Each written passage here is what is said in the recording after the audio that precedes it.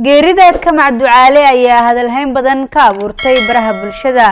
Gabadhani oo lagu magacaabi jiray Kamac Ducaale ayaa ka timid dalka Norway iyadoo baraha bulshada ay aad u qabsatay geerideeda. Cabdirasaaq Maxamuud Tuureere ayaa warbixinta warkan inoo haya.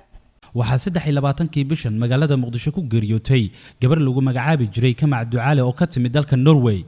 geerida Kamac ayaa dhalisay carwadareed iyo murugo laga arkayay baraha bulshada. Kamac oo ahayd gabar qurba jooga ayaa aad uga soo muuqatay baraha bulshada kuna soo caanbaxday u qareemida danta guud iyo arrimaha waxtarka u leh bulshada Soomaaliyeed dal iyo dibadda. waxyaabaha aadka loogu xasuusto marxuum Kamac ayaa ah in kaalin la taaban karo ay ku lahayd doodihii quseeyay kiiska badda ee u dhaxeeyay Soomaaliya iyo Kenya iyo sidoo kale weerarada dhanka cirka ay diyaaradaha Kenya ay ka geystaan qaybo kamid ah gobolka Gedo. Kamac ayaa codeer ugu ololeyn jirtay madax banaanida iyo midnimada geyga Soomaaliyeed iyadoo dhowr sano ka hor si iskeeda ugu soo noqotay Soomaaliya si dalkeeda iyo dadkeeda ay u soo barato sida ay sheegeen saaxiibadeed. waa kan mid ka mid ah muuqaalada Kamac oo ay ugu hadlayso weerarada Kenya ee gobolka Gedo. On today's episode we're going to talk about Gedo, the red dot. That's a region in Jubaland.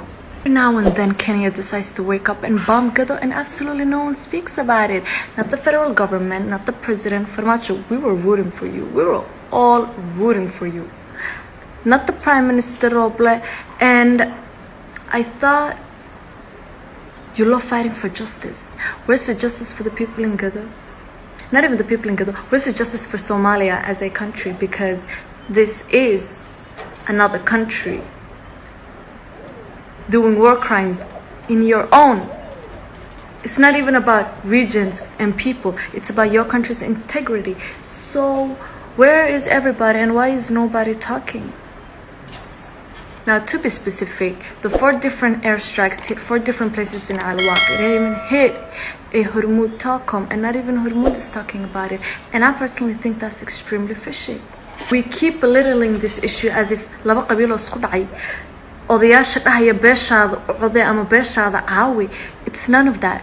waa dal shisheeye naga dhaxeeya muran badeed 2 wiig ka haray oo anaga nagu soo duulaya aan la wada aamusannahayna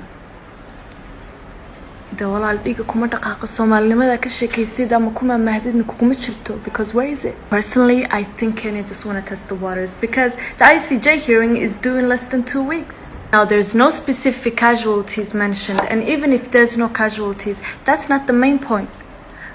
With or without casualties, that is war crimes. dhiga kuma dhaqaaqo is dhaqaaqsi.